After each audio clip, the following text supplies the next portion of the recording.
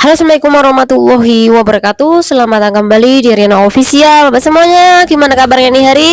Semoga sehat terus nih perantauan, amin. Semoga dijauhkan dari mara bahaya, amin. Semoga dipermudah urusannya sampean, amin amin ya robbal alamin. Nah, Mbak semuanya, hari ini kita bakal membahas dua sekaligus video. Jadi silakan ditonton videonya sampai habis. Yang pertama adalah mengenai kasus di mana teman kita curhat. Kemudian yang kedua, ini ada kasus informasi tentang teman kita dulu yang pernah kena dampak kebakaran di Taipo. Oke, kita nggak usah lama-lama, langsung aja yang bagian pertama. Jadi ada teman kita ini yang curhat, mencari keberadaan teman dia yang dulu pernah kerja di majikan yang sama. Jadi Mbak E ini di satu majikan ada dua CC, dan CC semuanya ini PRT asal Indonesia.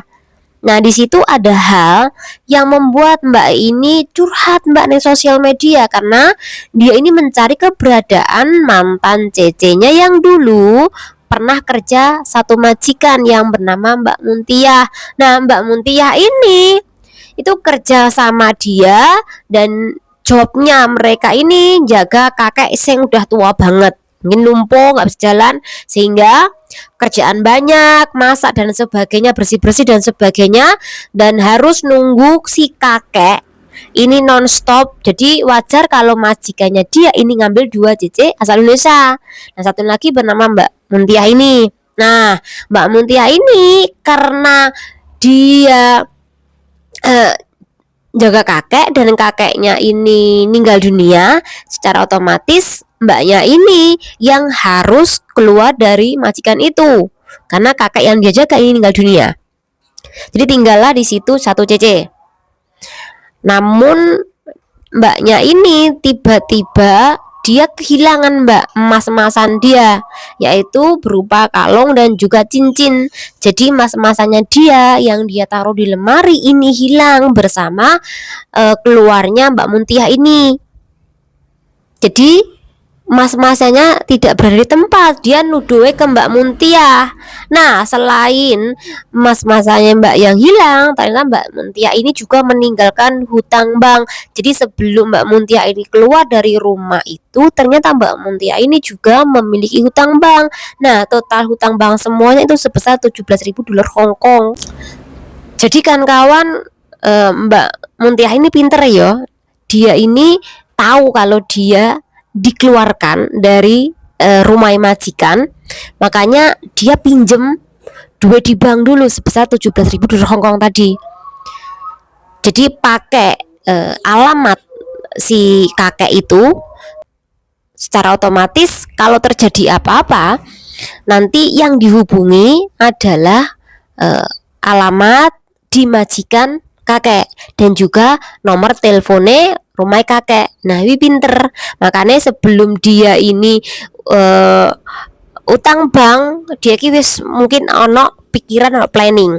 Kalau dia tidak membayar atau kabur membawa hutang bank, nanti pihak dari bank ini akan meneror mantan majikannya atau kakek ini. Walaupun dia udah meninggal, kan di situ ada cicinya satu lagi. Jadi pihak bank nanti akan nerornya ke cici satu lagi. Makanya dia pinter nih, Mbak. Jadi Mbak ini bingung, selain perhiasannya dia hilang, iki pihak dari bank ini juga mencari keberadaan Mbak Muntiah ini. Makanya sih Mbak ini menanyakan ke teman-teman yang lain, siapa tahu kenal sama Mbak Muntiah ini, apakah dia ini sudah kembali ke kampung halaman. Jadi berasal dari Blitar, Mbak ya. Apakah dia sudah kembali ke Blitar? Apakah dia masih tinggal di Hong Kong? Katanya dia mau cari majikan yang baru. Makanya teman-teman kalau ada yang tahu keberadaan Mbak Muntiah ini, silahkan kan kawan komen. Jadi Mbak ini sedang dicari, diburu oleh teman satu tempat kerjaan Mbak Muntiah dulu. Jadi dalam kasus ini hati-hati. Makanya toh, lek sampean punya temen satu majikan ini resikonya besar. Kalau kita ini kerja di tempat majikan ada dua CC, kita tuh enak sebenarnya ya. Ada yang bantu. Jadi meringankan beban kita, kemudian bisa diajak ngobrol, bisa menolong kita, bisa saling pinjam meminjamkan duit, barang dan sebagainya. Tetapi fakta neneng lapangan yang terjadi banyak sekali kasus-kasus ternyata terjadi rumah majikan ada 2 cece itu gak enak banget, dimana ada yang mencari muka, ada yang mengadu domba antara cece satu lagi dengan majikan. Cuman perkara majikan biar memberikan gaji ngambil cuman 1 cece, kemudian satu lagi itu diusir. Pokoknya intinya iri-irian lah. Kemudian ada juga kasus maling dokumen teman satunya lagi, ya itu tujuannya buat utang bank. Kemudian ada maling duit, ada maling HP, dan juga ada maling perhiasan milik cece satunya lagi. Nah ini kejadian-kejadian yang menurut aku jelek banget ya. Ternyata walaupun kita ini satu majikan dan ada 2 cece dan gue berasal dari Indonesia, ternyata semua itu bukan hal yang bagus ya Mbak, bukan hal yang baik. Karena ternyata ada iri-irian itu. Jangankan Mbak Indonesia, Mbak PL pun ya Mbak, kita kerja sama Mbak PL itu sama aja kok. Mbak PL itu juga memiliki sikap cemburu juga, jahatnya juga, nuduh juga, sok berkuasa dan sebagainya. Jadi satu majikan ada 2 cece itu nggak enak banget. Teman-teman mungkin saat ini satu majikan ada 2 cece, kira-kira bisa berbagi pengalaman enak nggak Mbak? Apakah bener nih nggak enak banget seperti kasus-kasus yang lain, atau enggak sih aku enggak kok, enak kok, satu majikan ada 2 cece, dia tuh banyak sekali membantu aku, kalau aku curhat apapun dia tuh mendengarkan dan sebagainya. Dan untuk barang kawan-kawan itu harus hati-hati. Itu kenapa? Kalau sampai tahu ada 2 cece di tempat majikanmu, minta lemari yang ada kuncinya kan kawan. Tetapi walaupun ada kuncinya, tolong hati-hati, tetap jangan taruh barang-barang yang berharga di situ. Karena kalau kawan-kawan menaruh barang berharga, kemudian tiba-tiba jiwa malingnya meronta-ronta, lemarimu disongkel sama cece satu lagi, kemudian dia kabur. Jadi tolong barang-barang berharga, emas-emasan, mungkin baju-baju yang bagus, duit gajimu, tolong hati-hati. Pokoknya kamu punya barang berharga itu benar-benar harus hati-hati.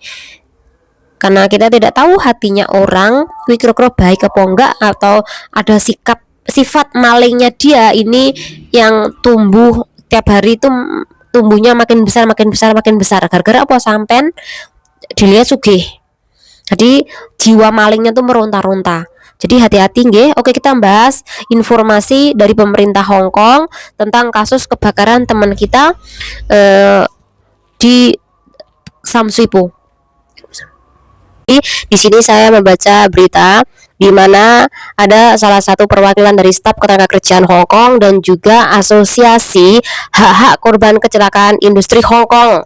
Ini telah menyelesaikan misinya selama 24 hari, di mana misi ini menyeluruh di beberapa tempat termasuk di Hong Kong dan juga di Indonesia. Jadi kalau sampean aktif dengar berita, pasti tahulah bahwa ada 8 kota, di mana 8 kota ini tersebar teman-teman yang meninggal dunia akibat dari kebakaran Taipo sana. Jadi ada 8 kota dan korbannya dari Indonesia itu ada 9 orang ya. Para petugas ini tidak hanya didampingi oleh perwakilan ketenagakerjaan atau staf dari ketenagakerjaan Hong Kong dan juga Asosiasi Hak-Hak Korban Kecelakaan Industri saja, tetapi juga didampingi oleh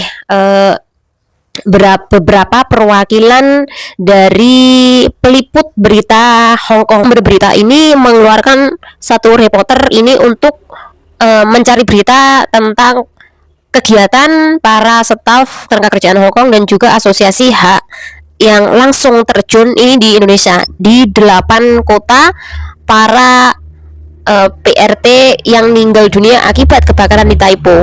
Nah, mereka ini pertama adalah menyerahkan kompensasi, dan kompensasinya ini tidak disalurkan melalui rekening dan juga melalui badan perwakilan di Indonesia enggak kan kawan, tetapi langsung itu hari, jadi langsung didatangi oleh para petugas, ini langsung diserahkan ke perwakilan keluarga almarhumah ini. Jadi penyerahan kompensasinya ini secara langsung kan kawan, jadi benar-benar amanah. Jadi saman nggak usah khawatir, dan kita mungkin banyak sekali mendengar dulunya kalau penyerahan dari kompensasi nanti dipotong pajak dan sebagainya, tapi alhamdulillah ini langsung diserahkan oleh perwakilan dari pemerintah Hong Kong kepada keluarga almarhumah.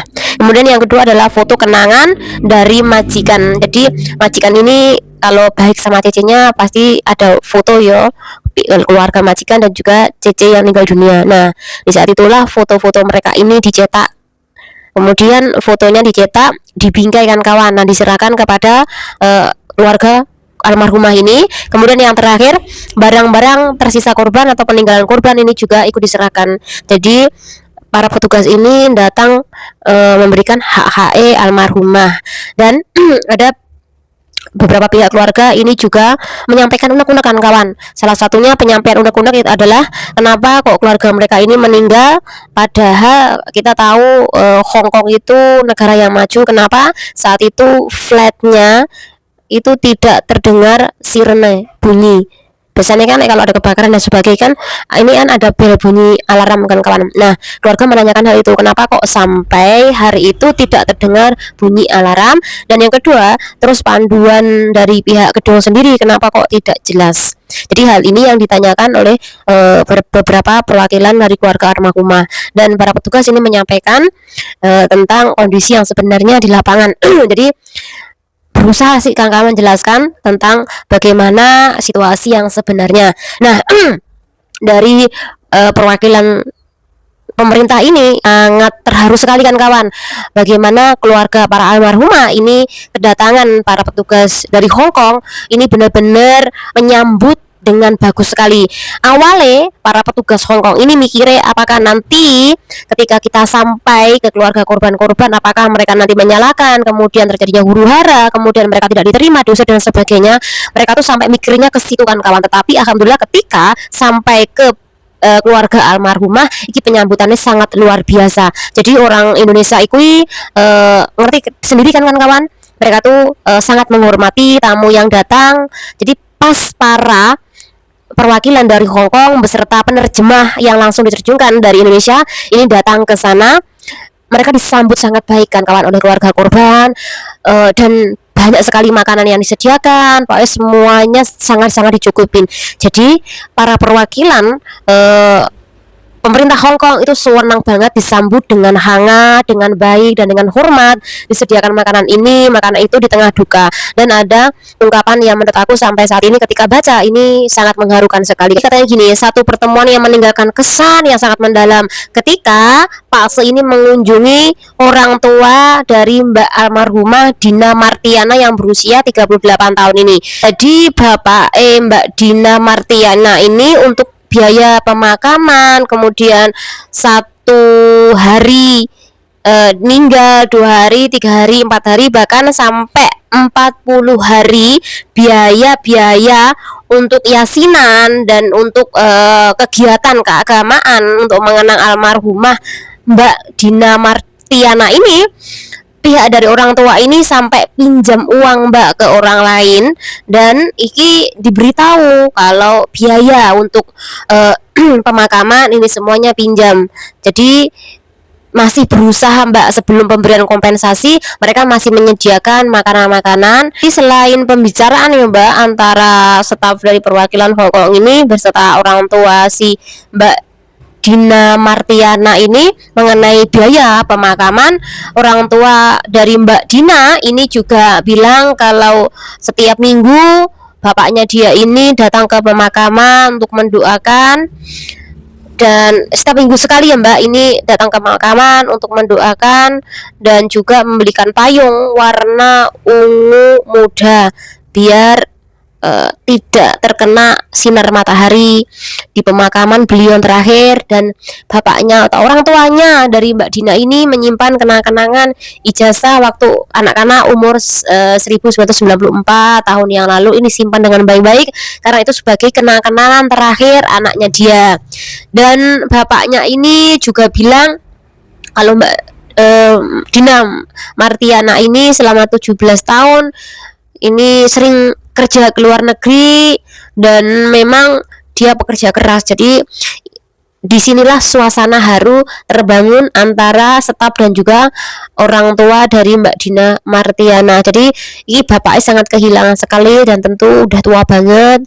Dia seharusnya ini kelak di masa tuanya bisa disanding oleh anaknya, bisa dirawat oleh anaknya, namun musibah ini mengenai anaknya dia, ya gue Mbak dianya ini menangis Mbak ketika mendengar dan terpukul ketika mendengar bahwa anak perempuannya ini meninggal dunia di Hong Kong akibat dari kecelakaan Taipo sana. Jadi pas kita mendengarnya ini mengharukan sekali ya Mbak. Jadi itu aja Mbak pembahasan mengenai informasi. Jadi kalau kita membahas tentang masalah kebakaran Taipo, pasti kita mengenang kembali bagaimana teman-teman yang lain ini panik sekali Mbak Yo mengenai kabar teman-teman yang saat itu ini kabarnya tidak terdengar, kemudian ada yang hilang, kita mencarinya kemana-kemana, bahkan tidak hanya kita, tapi pihak dari konsulat dan pihak-pihak dari perwakilan dari Hong Kong sendiri pasti juga kebingungan ketika tidak ada kabar dari PRTS Indonesia dengan inisial ini kok belum diketemukan, apakah udah pindah, apakah meninggal, atau masih di dalam. Tapi alhamdulillah ini cuman 9 orang saja dan semoga amal-amal beliau ini diterima di sisi Allah SWT. Semoga ini menjadi tragedi yang terakhir dan semoga kelak nantinya tidak ada tragedi ini lagi.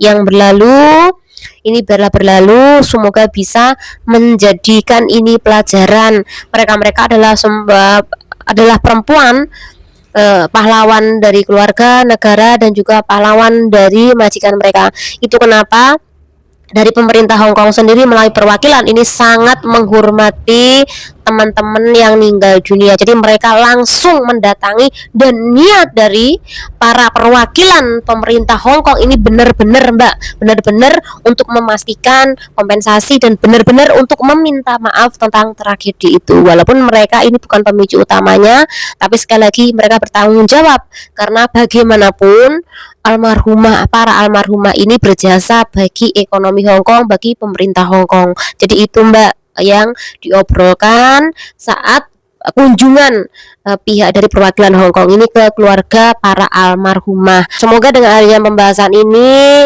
menjadikan informasi ini bermanfaat dan menjadikan kita ini lebih berhati-hati lagi di dalam kerja. Dan sekali lagi mbak-mbak semuanya yang mungkin saat ini kondisinya baik-baik saja, kerjaan juga baik, kemudian lingkup Anda aman dan terjamin, tolong fokuskan di dalam kerja Anda, tolong jangan kabur, jangan maling ya Mbak. Kita belajar dari kasus yang kita bahas kemarin mengenai saudara kita, teman kita di mana beliau ini kena, mohon maaf ya, ini masalah tumor ganas. Kita tahu kalau penyakit dia ini seharusnya mendapatkan perawatan di kampung halaman, seharusnya ini dirawat oleh keluarganya dia, namun pihak dari keluarganya dia ini menolak untuk merawat beliau. Jadi memang sejak awal beliau ini yang memutuskan kontak dari orang Indonesia, tanpa kita tahu penyebabnya apa kok sampai beliau ini memutuskan komunikasi kepada keluarga di Indonesia. Kita tidak tahu kan kawan, apakah dia tersakit dan sebagainya, sekali lagi kita tidak tahu. Intinya dari kasus yang kita dengar, yang kita pelajarin Mbak yang kena kanker stadium 3 tadi, kita belajar bahwa penting sekali yang membangun komunikasi. Tapi kalau komunikasi dengan pihak keluarga Anda itu memperburuk psikologis Anda dengan masa lalu Anda yang mungkin itu kurang bagus mengenai keluarga Anda. Memang memutuskan komunikasi itu hal yang baik, tetapi kalau memutuskan komunikasi, paling enggak Anda itu harus siap-siap duit. Jadi penting sekali yang namanya nabung. Jika suatu saat Anda sakit, Anda itu ada tabungan, Anda bisa ke dokter, Anda bisa membeli ini dan membeli itu. Nah, kalau Mbak E ini sudah tidak ada biaya, sudah tidak ada uang, dan pihak keluarga ini tahu kalau kondisinya Anda sakit, mereka tidak akan membantu Anda. Mereka tidak bakal ngopeni Anda dikala Anda sakit. Karena apa? Ketika Anda ini jaya, di masa-masa jaya, di luar negeri, ceperanmu kilo nggak metu. Ya nggak mungkin mereka mau merawat Anda. Kalaupun ceperanmu metu, belum tentu mereka mau merawat Anda dengan kondisi Anda sakit. Ini ki pelajaran. Ojo OS, terus hati-hati ngenal cowok, terus ojo lali nabung. Penting sekali loh bagi mbak-mbak yang saat ini masih senang-senang. Tolong pikirkan baik-baik, sudahi, cukupi, mending fokus nabung mbak. Jangan sampai kejadian kayak teman kita ini berulang lagi dan lagi. Itu aja yang terjadi. Saya tuh heran, setiap kali ada kejadian kenapa tidak menjadikan pelajaran. Semoga bermanfaat. Wassalamualaikum warahmatullahi wabarakatuh. Bye.